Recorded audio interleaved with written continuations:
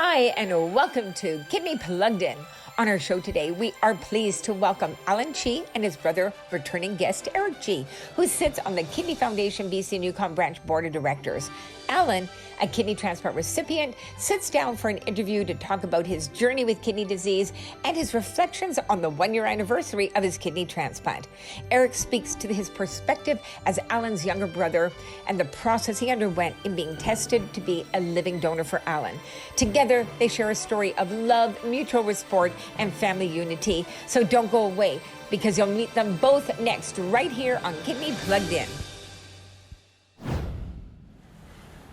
The first time that I noticed anything awry would have been Canada Day in 2014. I was with friends at the lake, and I noticed I had a severe headache, and it persisted. Even after we went home, even a week later, I had a really, really strong headache. I remember the day that Alan called me. I was out for lunch with my wife and her family, and don't commonly get a phone call in this day and age, so look down and see it's my brother calling and think, oh, he probably just needs something. Take the call, and he lets me know that he had to go to the emergency. I gotta say, I was quite scared. I was worried. So they got the results, and it was not exactly what we were hoping for. My day-to-day life was getting pretty heavily impacted by my kidney disease. I was shaking. I didn't know what to think about it. I like I said, thought I was prepared. I said, yes, let's do it, but after I hung up, I just sat there for a moment thinking to myself, like, what's happening? Like, how is this gonna look?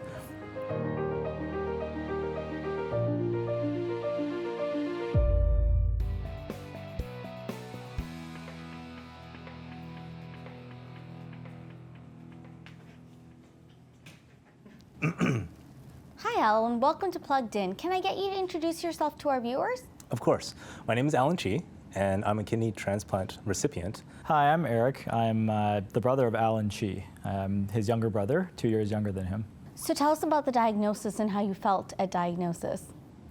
Well, one of the first things that I didn't do was tell my mom. So when I was in the hospital and they admitted me, I think I messaged Eric, my brother, to say, don't tell mom, because I didn't know the true severity of things yet, and I didn't want to worry my mom unnecessarily. And so we really waited, I guess I really waited until a point where I felt like this was kind of how it was going to shake out. When we heard about the diagnosis, we had already spent a couple of days with Alan at the hospital, and we were hanging out with him, trying to keep his spirits up, but we're also curious as to what the actual underlying reason was. It was a bit of a roundabout process. There was a bit of confusion as to whether or not there may have been a clerical error when my blood results were received. But by the time that it was ironed out and we knew for sure that the results were mine, we heard from the physician and Alan that the diagnosis was chronic kidney disease, and specifically IgA nephropathy. It was almost relief, because in my mind, it potentially could have been worse. We were also kind of relieved to know what was going on, because I think we had a lot of questions swiveling in our heads, thinking about what the implications might be and what the long-term consequences and all that. And kidney disease is something that I feel more confident about than maybe some of the other things that were ringing around in my head. So to know exactly what it was and to think about what treatment plans there may be and start going down that route instead of just questions in our head, I think was a little bit relieving, but also daunting too, knowing that it's a chronic kidney disease and it could progress pretty significantly and end up progressing quite significantly. Initially, after diagnosis, I was actually admitted to the hospital due to extremely high blood pressure and what was called a risk for a cardiac event. And so it was a bit of a shock and a little bit scary, but very quickly, with the help of the amazing staff that were taking care of me, I was reassured that it's not a major issue, we'll get through it. And I started doing a lot of reading on kidney disease. We started to Google like crazy about just different chronic kidney diseases and the relation between one or another, and you hear about the more common ones, but this one, IgA nephropathy, what sounded like it came out of, like I had never even heard of it before. We had no past cases of kidney problems within our family. And so finding this out was a bit of a shock. We started to really do some more deep dives on it. And it was certainly illuminating to understand what was kind of going on at like a cellular level and what's going on in the body. It took a bit of time to process, but surprisingly, I kind of moved through it faster than I anticipated. And within a couple of weeks, I was feeling pretty confident about how to tackle this challenge. At the end of the day, it's another chronic kidney disease. And I think that's kind of how we approached it, was what can we as a family do to support Alan? Alan, can you explain to us, you had that initial relief once you got the diagnosis, but what was the process like knowing that you now needed to tell your friends and family and the emotions that went along with that? I wasn't super keen on sharing for the sake of sharing, at least at the beginning. But later on, as I realized that this is something that could potentially affect plenty of people, I first urged people to get checked, and then I kind of shared a little bit more about what my diagnosis looked like. But ultimately, when I did go to my friends and family to talk about it, they're all very supportive and they were very curious, which was great because that curiosity might be the difference between them, ending up in the hospital unknowingly versus catching it early. Did you have to go on dialysis? I did. By the time that I required dialysis, my day-to-day life was getting pretty heavily impacted by my kidney disease. I was getting a condition called gout regularly for spans of months at a time. And the unfortunate part about gout is that it creates effectively arthritis in various joints in your body. And so it was a huge relief to be able to go into dialysis because it would help me manage the gout to a better extent.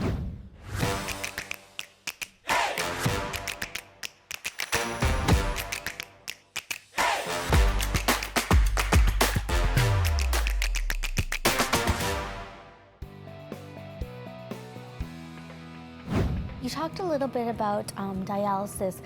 When you eventually did have to go on dialysis, how did life change and what kind of dialysis did you go on, and can you explain that situation a little bit more to us? So a couple of years after diagnosis, in February of 2019, I had my peritoneal dialysis catheter inserted, and shortly after that, after some training, began peritoneal dialysis.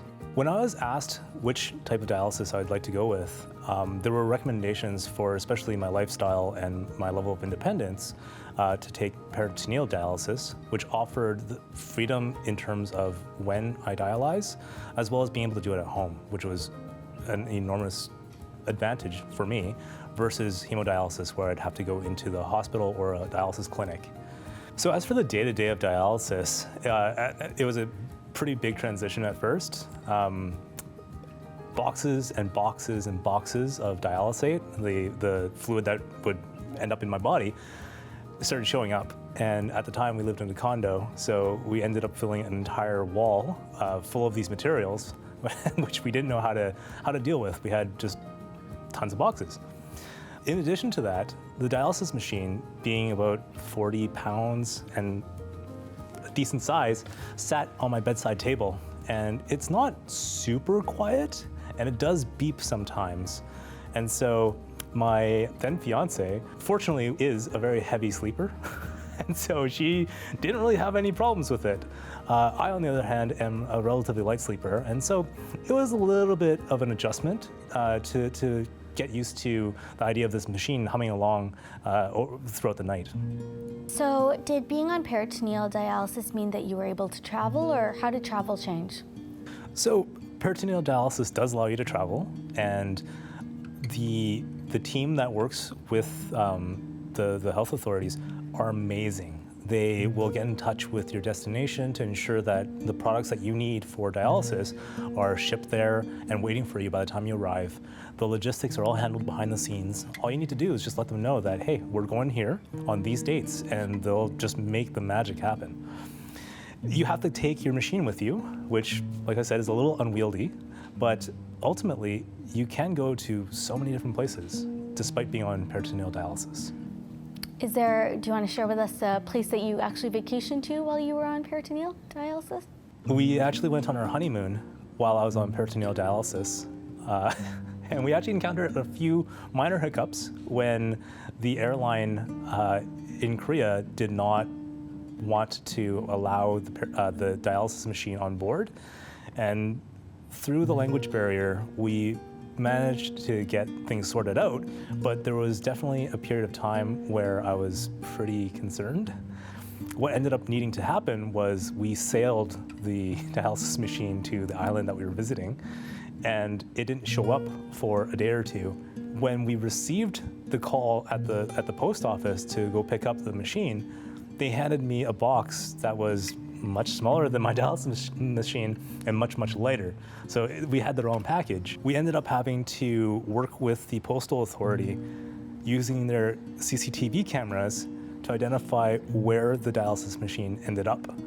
So there was a period of a few days where I was in contact with that company that manages the logistics about what our fail-safe scenarios are. We ended up identifying a hospital in Korea, but fortunately I didn't have to go there because the machine was found and delivered fairly quickly after the problem was raised. And so every other situation that we've gone traveling, we've had no issues. And so this is the one hiccup, and it was solved very quickly.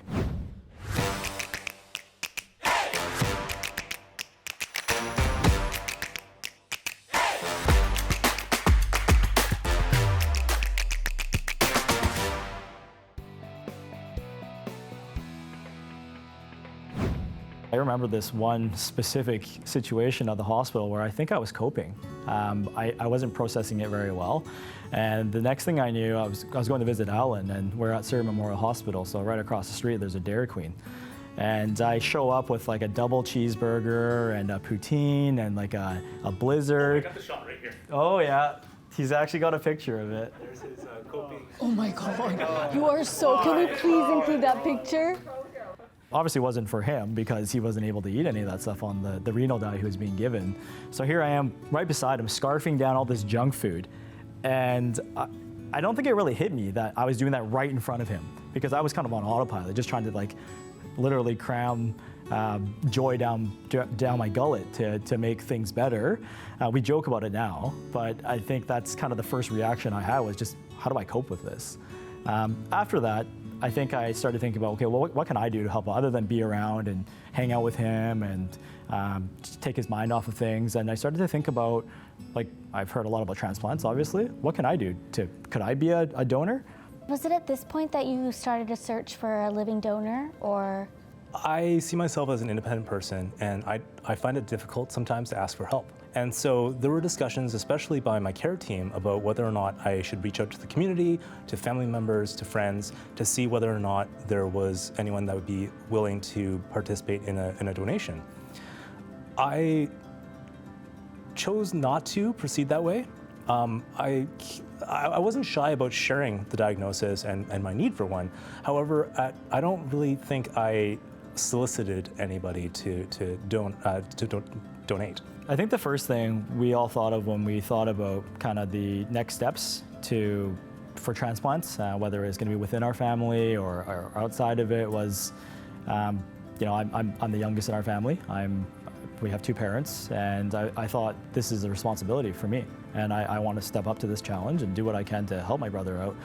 It did take some time, and that's something I did tell Alan multiple times. I felt guilty that it took me so long to start doing the process, but I did get in touch with my family physician. I talked to the various BC transplant sources and just started reading. And Kidney Foundation looked at some of the sources there, and just what do I need to do?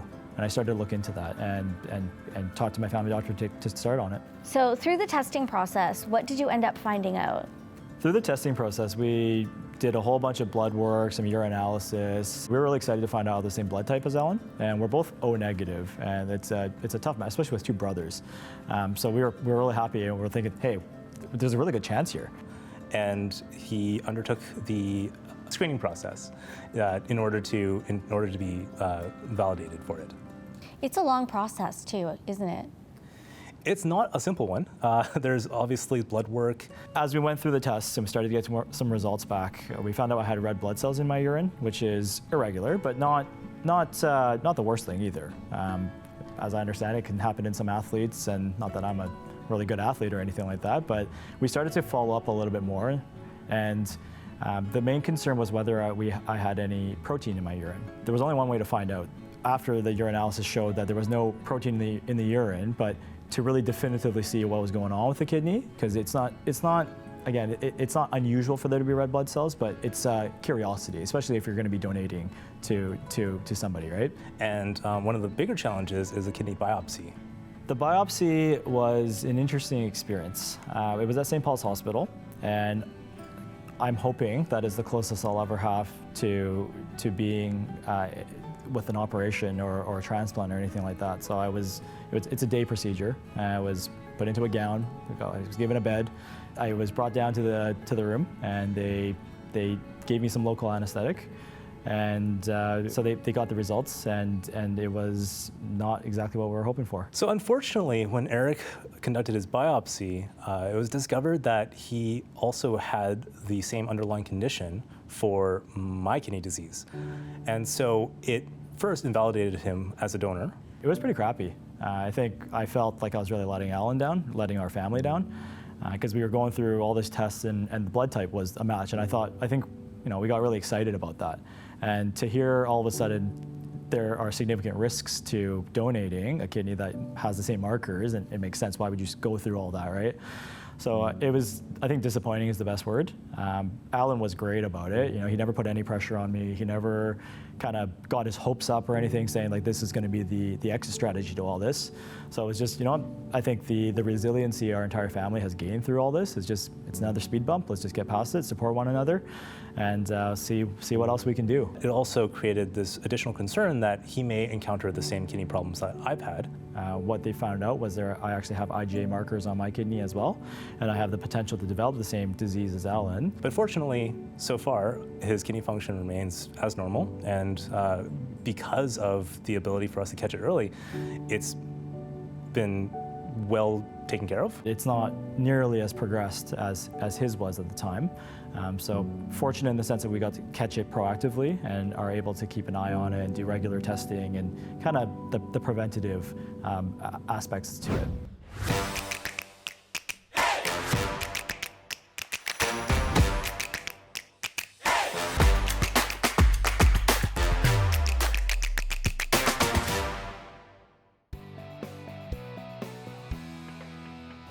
So why don't you tell me about the whole transplant process? So you know about and think you're prepared for the call when all the materials that you receive tell you about what to expect when you finally do receive the phone call for the transplant.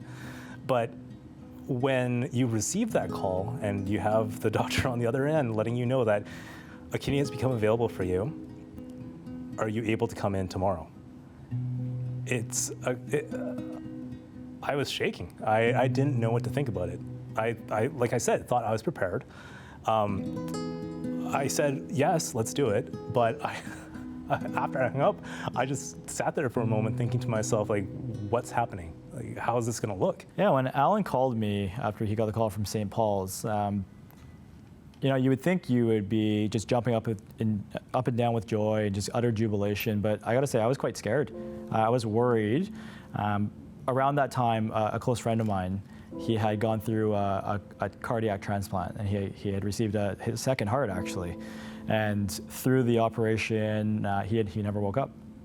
So thinking that my brother was also gonna go through something very similar, in a major surgery, he's gonna get a transplant, he's gonna be put under. As much as I was happy to hear he got the call, I was also, all these thoughts were racing through my mind because I had almost an identical conversation with my friend. He said, I got the call from St. Paul's, I'm going down right away. And he was excited. And I remember like him and I were texting back and forth leading up to the surgery. And the last question I asked him was, hey, how's it going? And I never got a response. So that was kind of weighing on my mind. Obviously, my family was very happy. Part of me was happy, but I did express to Alan that I was worried. And he's a trooper. He's like, you know what, we're gonna do everything we can, right? Like, this is what we've been waiting for. I've been on dialysis for however many years, and this is what I need to do next.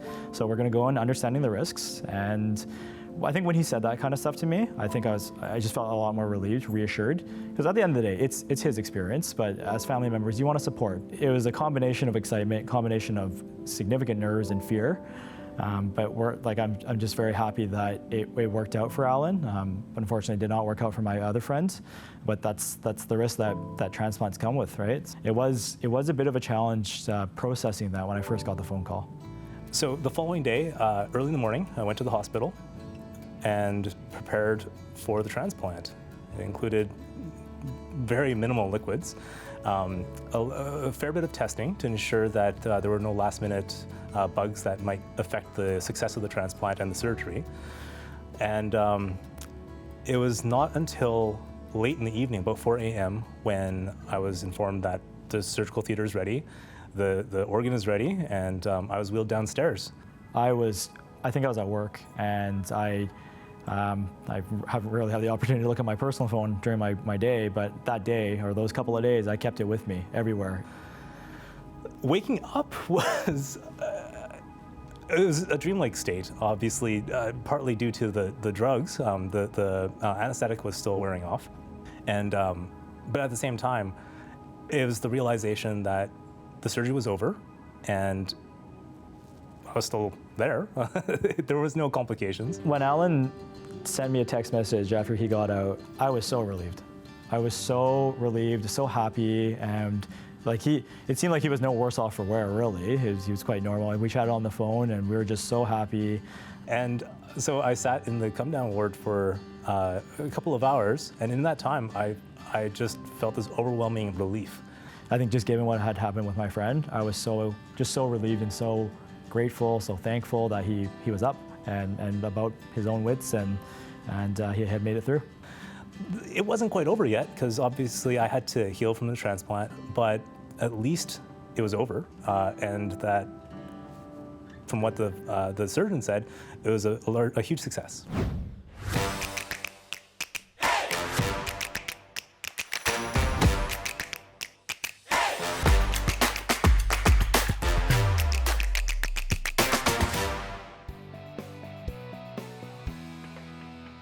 Why don't you tell me about the whole life after transplant? The recovery process was more or less okay. There was a minor complication with a potential rejection, but the care team very quickly identified it and treated it. And within a week, I was home. Pain was minimal, and I feel like the discomfort primarily was if I had to cough. And I think that's something that's probably pretty similar with any other surgery. I remember after he got discharged and he went home, we went over like immediately. I honestly don't remember if we brought anything specifically. We didn't bring Dairy Queen, but we just got together, and I still remember he was wearing this ratty shirt he likes. It's like a PJ shirt essentially, and he's just sitting there, and he was sore because of the surgery and all that, so we weren't moving around very much and all that. And being at home, however, life got a little bit more difficult. Having to move around at home made things a little bit trickier in terms of pain management. Didn't want to hug him, didn't want to get too close and all that kind of stuff because of COVID and all that. But we were just, very, very happy, very relieved for him to be home. And I think it just felt so much more real for him to be in his own home and us to be there outside of a hospital setting. So that was really good. Within a month, I was able to be at about 80% capacity. Of course, I was careful with the way I moved, but it was surprisingly quick. So on that note, what is the first meal you had after your transplant that you really felt excited about? Potatoes. I love potatoes, and potatoes, unfortunately, are quite high in potassium. So I could only eat them in small doses, or I would have my dietitian upset at me saying, like, why do you do this again? And so, I honestly don't recall the first meal, because I think I was still a little bit drugged up on the painkillers. But I do recall potatoes being the first meal that I was really like, yes, this is the life. So, yeah, some potatoes. And what, do you want to tell us about the anniversary that you just celebrated? Yeah, I celebrated the 1-year transplantiversary of the surgery. And while we didn't do anything necessarily to celebrate, I think we're waiting for the weekend to do that. There's a movie we've been meaning to watch for a long time, Dune. It's quite popular, and growing up we used to play the video game, so it's been a long time that we have not watched it, and we've been putting it off. So we're going to celebrate, maybe have some good food, and maybe a beverage or two, and just relax and take it easy. Yeah. That sounds awesome. It's hard to believe that it's been a year, and that the state of my life now is so different from a year prior. When I went into the surgery, I thought I was in great shape. I tolerated peritoneal dialysis extraordinarily well, but now being, a year after the transplant, I realized just how much impact my health had on my overall life. My energy levels are far, far better than I had when I was on dialysis. So, long story short, we're going to celebrate on the weekend just to be able to, really be grateful for the second lease on life I've had. Awesome. And then what would you like to say, or what was one thing you might want to say to our viewers about kidney disease, organ donation, or the transplant process? If somebody was going to take one thing away from watching today. If there's one thing that you should take away from this, it's that you should get checked early. My brother was so fortunate that just by virtue of being assessed for donation, we found what could potentially become end-stage renal disease. And so if there is one thing, it's to get yourself checked. You can contact your GP for a simple blood test, and they'll be able to take care of you. So obviously you're a really huge support system for your brother, for Alan, you're very close. For our listeners that are watching right now that are, having a loved one that's going through kidney disease or kidney transplant, what words of encouragement or support would you say to them? Don't wolf down Dairy Queen in front of them. The words of encouragement I would have for family or friends that are trying to support somebody who's going through chronic kidney disease and the diagnosis and the ongoing treatment or dialysis or anything like that is just check in, ask questions. Don't feel like you're bothering, and obviously you can suss out the situation, but I think just kind of, every couple of weeks, ask them how they're doing physically, mentally, just being in touch, asking how their day went, sending them stupid videos on YouTube, and just being there for them. I think kind of putting yourself out there all the time, and they can let you know if you're being overbearing. I'm not saying bombard them every single day, but I think that type of just giving them something else to think about and knowing that people care for them and are thinking about them all the time. And I think that's really important. Awesome, that's a wrap. Thanks for being here today, Eric. All right, thank you. Thanks for having me. That was fun. Yeah.